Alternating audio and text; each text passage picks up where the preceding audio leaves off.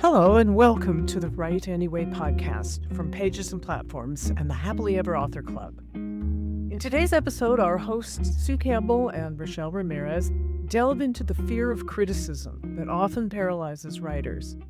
Learn practical strategies to overcome fears of negative feedback and build resilience. This episode is packed with insights to help you push through the fear and share your story with the world with more confidence. I'm Rachelle Ramirez, and I'm here with Sue Campbell. Sue, how you doing? I'm doing great. How are you, Rachelle? All right. Today we're going to talk about writing despite the fear of criticism, which is a big deal, I know, with a lot of the writers that we both work with, you as marketing and mindset coach for books and me as a developmental editor. So I'm wondering if you could talk a little bit about what are the general things that come up when writers are talking about shutting down writing for fear of criticism or choosing not to write because of the fear of criticism.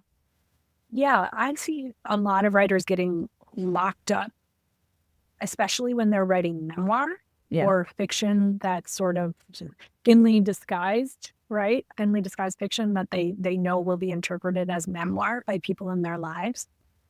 So I see quite a bit of that, but I also see writers getting worried about just the online environment, period, right? So they're worried once they start putting themselves out on social media that they will get trolled or they will get doxxed or they will, just have people being mean to them online. So that kind of criticism. I see people worried about negative reviews on Goodreads or on Amazon. So, there's a lot for your inner saboteur to work with around criticism. There are a lot of potential pitfalls. And I think it's really important to remember that we hear about the big egregious forms of criticism that happen, but that's because it's so unusual that we hear about it. It gets a lot of the noise. Not that that fear is not real and that that can't happen, but I think it's one step, in getting to your bravery around doing it anyway is to contextualize it and say most of the really terrible things that happen are actually incredibly rare. Mm-hmm. In memoir, I work with a lot of memoir writers, and you mentioned this at the top here, where an additional fear for memoir writers might be also the fear of the criticism of, say, their parents or their ex-partner or their friends, or, oh my gosh, my kids are going to read this later. So it's the added level of not just criticism, but accusations, lost relationships, and that sort of thing that come from the critique of that work. What are some of the things that you've worked with writers with on overcoming that? Is it first defining that fear of criticism or recognizing that fear of criticism?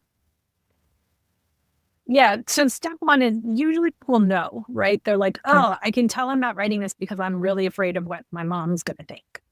Right. So they kind of know that that's where it's coming from, but the fear feels very real and unquestionable. It just feels like a fact. Okay. Right. Like if I publish this, for sure, all of my relationships are going to blow up or my ex-husband's going to sue me. Right. All of those kinds of things. So our inner saboteurs tell the worst possible version. Right. We're writers, the most dramatic possible version of what's going to happen at what the fallout is going to be, right? So it's really important to separate truth from the story that you're projecting and telling yourself about it, and that you don't know, right? We can't pretend to actually know what's going to happen. We need to almost label, oh, this is the story that I'm telling myself about it. This is what my inner saboteur is telling me about it because my inner saboteur wants to shut the project down, right? If anyone's read The War of Art, Stephen Pressfield refers to this as resistance with a capital R, right? This force within all of us that wants to shut down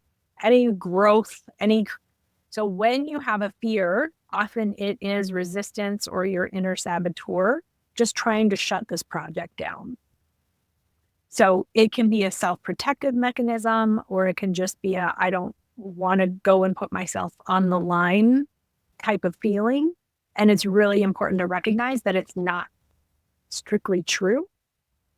and to label it as, a thought that we have the option to believe or not. And that we have a lot of room to decide how we want to approach the possibilities of what could happen once the book is out. And I know, Rachelle, you and I have both advised people of like, first, will you just please write the damn book the way that you want to write, right? And like, you don't have to make any decisions about publishing or what ultimately ends up in the book at this point. Like, you need to write this book as a creative exercise, even as a healing exercise for yourself first. Let's just start there. Right. I always say, you can change, like if you're absolutely afraid of criticism and it is keeping you from writing, one of the things that I've suggested that has helped and been also a temporary solution is start to write it under a pen name. Create a persona for yourself where you have a pen name, and even, make an author page for yourself if you want to, and pretend every time you sit down, you're that biographer or you're that hired ghostwriter for that particular story. And then later, once you get the full, flower and flesh of the story on the page, you can decide, okay, based on the process that I've gone through in writing this book, do I want to use a pen name or do I want to use my name? Sometimes that helps in the process. And sometimes I say, if somebody didn't want to wind up in your book as an antagonist or a bad character, then they shouldn't have acted that way. It's on them if that's what they did. And that you're writing, especially if you're writing memoir, you're writing your truth, not theirs.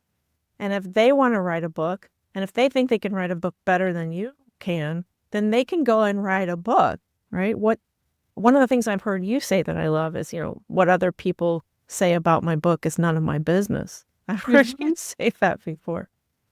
Yeah, that's an important thing to remember too, is like, your job as a writer is to write what's in your heart to write it the best that you can, be brave enough to put it out into the world.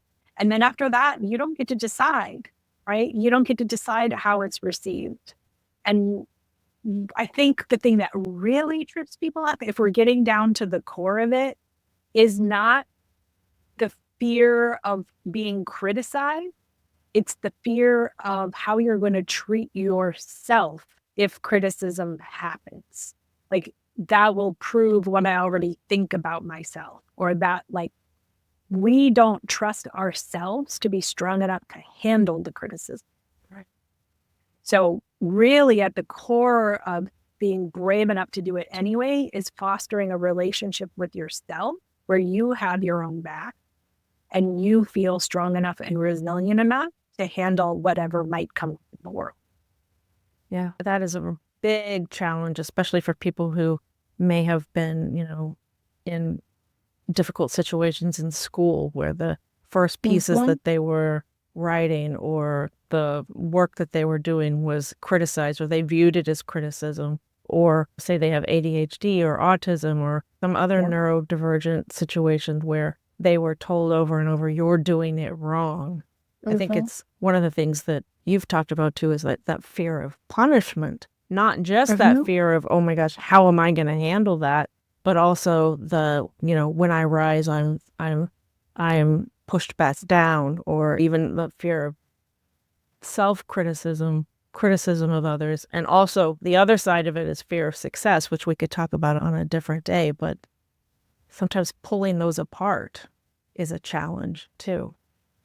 Yeah. And I mean, a lot of those messages come from early messages that we got, right? Like, we preemptively criticize ourselves in our own heads, or we imagine the criticism that we're going to get based on feedback that we got when we were kids, or, harsh criticism that we got when we were kids.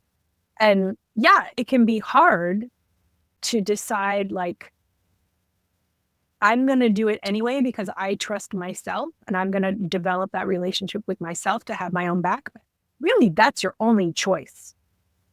Right? If you want to get that book out into the world and you're going to get a certain amount of criticism, your point of power is in building the relationship with yourself where you're strong enough to handle it. And we can see examples of people who put something out into the world and got criticized, and they couldn't handle that. They imploded and they withdrew from the spotlight in order to do that. And it's a shame because we all miss out when things like that happen, right? We miss out on whatever that person was going to do in the future. We're at a point where we really can't get society to play nice. Right. Right. So if we want to have an impact in the world and say whatever it is that needs saying, then the only point of power that we have is to work on the strength and resilience to be able to handle whatever comes at us. And I think that's actually doubly important for people who feel like and a lot of writers feel this way for one reason or another, whether they're neurodivergent or they just feel like an outsider, right? They don't necessarily feel like they can trust society to agree with them or to have their back or to give them support. Like, then what do we have? We have our relationship with ourselves and then the relationships that we're able to create with the people who are closest to us. I actually do a lot of shadow work with writers for this very reason, because any issue of confidence, any issue of fear, it's because we're either worried if we fail, we're going to beat ourselves up, or that we won't be able to handle someone else coming up and beating up on us. Can you say a little bit what shadow work is? Yeah. So shadow work started with Carl Jung, who was a psychologist. He talked about when we're children, there are parts of us, the parts of our personality that your family or your culture says are not acceptable. So a lot of women in particular are told, you're too much, you're too loud, right? So we will try to hide that part of ourselves, even from ourselves. We'll push it so far down so that we cannot be criticized for that anymore. It's a self-protection mechanism. And then we end up hating that part of ourselves, right? We don't want anyone to see it. We don't want to look at it. We don't want to touch it. The danger of that is that then it kind of like pops up to the surface anyway, right? And we don't have any integration with it. We don't have any control over it. Or we cannot become our full selves in the world because we're not being true to ourselves. We've hidden a big part of who we are because we were told it was unacceptable. So shadow work is trying to find those pieces of yourself that are like the grossest, right? Or the most shameful or whatever they are. And you actually go looking for them and try to understand their perspective, because they have literally been shit on by the world and by you for however long it's been since they were created. And so you have to rebuild that relationship to be able to fully accept your shadow and therefore fully accept yourself. And when you have that relationship with yourself, then it becomes much harder for other people to tear you down because you're not doing it for them internally anymore. And is that something that you can do for yourself, or do you need to do that guided with someone else? You can absolutely do it for yourself. I think it helps to at least watch shadow work done. There's a great workshop done by Barry Michaels and Kristen Sargent. I don't remember the title off the top of my head, but there are really good books on shadow work. And you can definitely work with a coach or even a therapist on shadow work as well. And it's really, really worth doing. You can have some pretty mind-blowing breakthroughs when you start building that relationship with the shadow instead of trying to force it down and hide it away. Can you talk a little bit about a conversation that you might have with a client who is, they're stuck and I don't want to write, they say, I'm stuck, I don't want to write. I'm afraid of that 1-star review. I'm afraid of what my parents are going to say. What are the kinds of things that you walk them through? How do you do that? There's kind of 3 different levels which you can approach it. One that I think a lot of people have heard of, but should still be very useful, is you say, okay, what's the worst that can happen? Okay. Let's go to the worst case scenario. Walk me through what that looks like. Right. So I had someone who I coached about a year ago, and she was writing a memoir about an abortion that she had in the 60s. This was like, I think it must have been pre-Roe versus Wade. And she said, well, my worst case scenario is that I'll be at a reading and someone will stand up and call me a murderer. Right. I'm like, okay, if that happened, what would you do? right? And so she was able to say, well, I might cry, I might, run out of the room. And we just walk through the worst case scenario of what could happen there, and then what she would do as a result of that. What would her options be, both the good and the bad? And then I'm like, okay, are you willing to go through something like that in order for this book to find the one person in the world who needs to read it, right? Who needs to be able to absolve themselves of the shame of what happened to them and the choice that they make? And she was like, yeah. Wow. Right. So you've got to look at what's at stake, right? And you're a developmental editor. One of the most important things you can put in a book, the character, there has to be something that's at stake. So if you decide you're not going to put something out into the world because you're too afraid of criticism, what's the trade-off there? What are you giving up? And often that is a much heavier price to pay, because it is about your personal growth and your creativity, and you're literally choosing to wash it or bury it because of a reaction that can happen out in the world. And that actually often has much bigger consequences in your life than a temporary disapproval from an outside source. So that's one level. You just play the what's the worst that could happen game. Another one, sometimes if it's just like, I think we just need a small intervention to give them permission to do it now, right? It's just like, okay, step one, we're just going to write the book the way you want to write it, right? Raw, the most extra version of the story. And you're not even going to think about publishing. You can put that decision off to a later date. Or you can even tell yourself, there's no way in hell I'm ever publishing this. That's fine. Let's just write the book. And then at that later time, when there's a book to talk about, then you can look at, okay, well, do I want to put this into work? Often that changes things. Once we have the product and we've done all of the work to do it, it's like, yeah, I really want this book to have an impact. I want it to get out there. And then you can take the practical steps of saying, okay, if this is actually going out in the world, what do I want to change? Or who do I want to check with to make sure? Whose name do I need to change? There was someone who talked about, I can't remember who this was. Someone in the audience will know, I'm sure, that if you are writing about a man and you don't want him to recognize himself, give him a really small penis. Yes. Right? So what changes do you need to make to conceal identities of certain people? Like, you can look at those practical decisions once you've written it the way you need to write it. Then you can decide what practical changes need to be made before you put it out into the world. But often that can just be like, just put off any decision about publishing it. You need to write it. Let's just do that first. And then the third way is that shadow work. So what do we need to do to strengthen your relationship with yourself so that you believe you're strong enough to handle it? And that was kind of the next step for that case I did about the woman writing the memoir, is you are in fact strong enough to handle that if it happens. You're not going to die from it. It's not going to crush you. Like, you are strong enough to handle it. So you work on your resilience and your ability to weather whatever.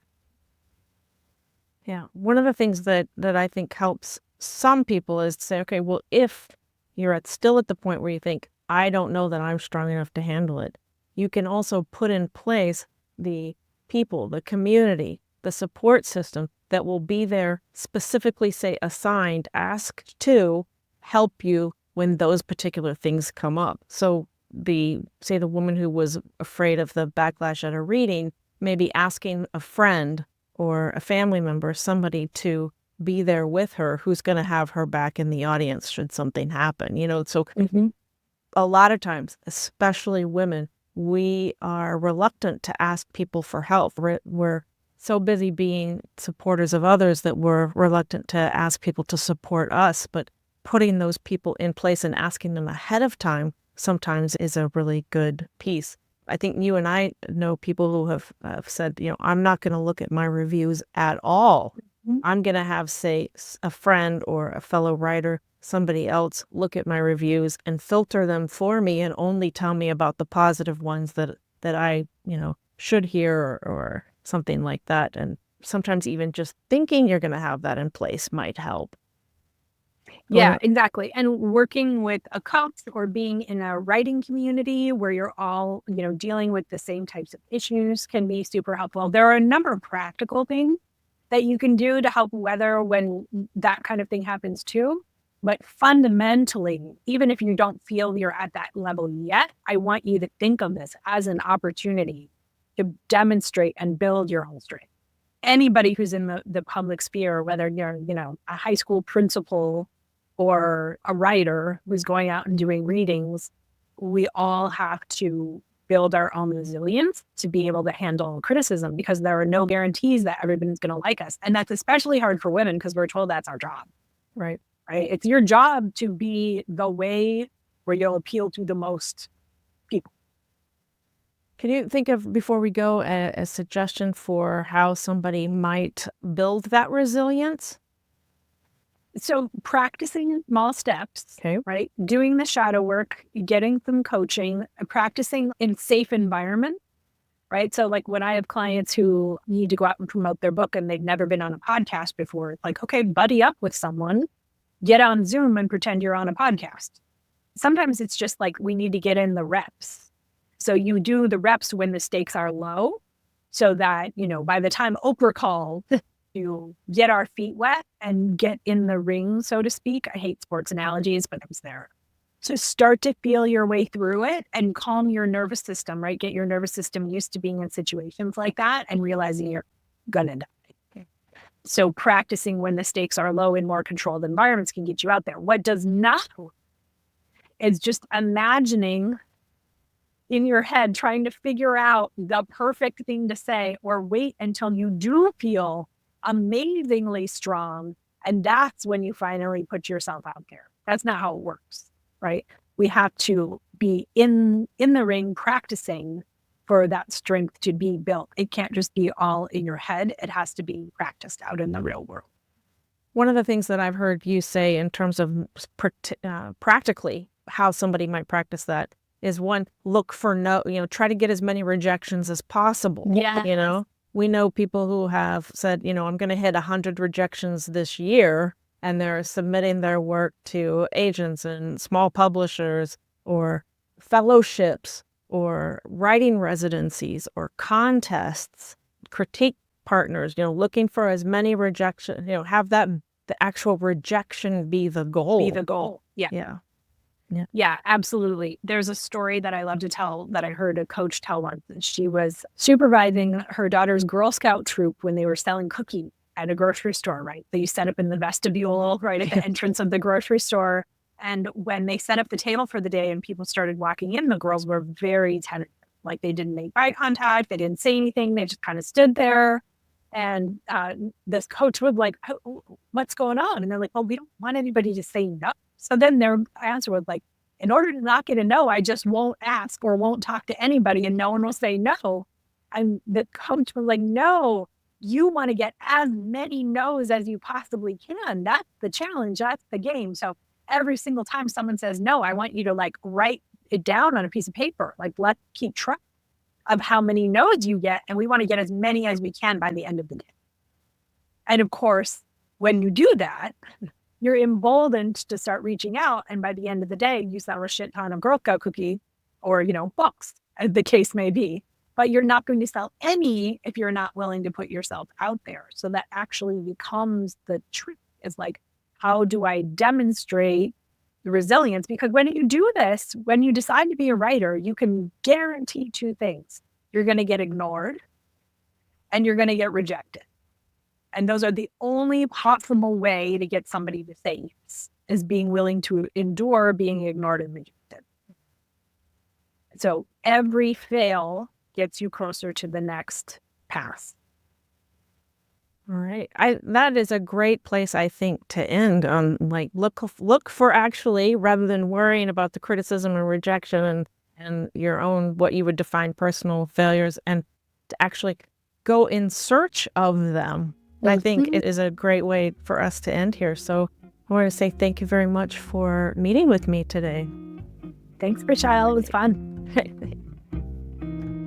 If you'd like a weekly dose of writing insight and mindset and marketing tips in your inbox, Subscribe to the Write Anyway newsletter at pagesandplatforms.com/subscribe. And that's it for this episode of the Write Anyway podcast. Thank you for joining us. We'll see you next time.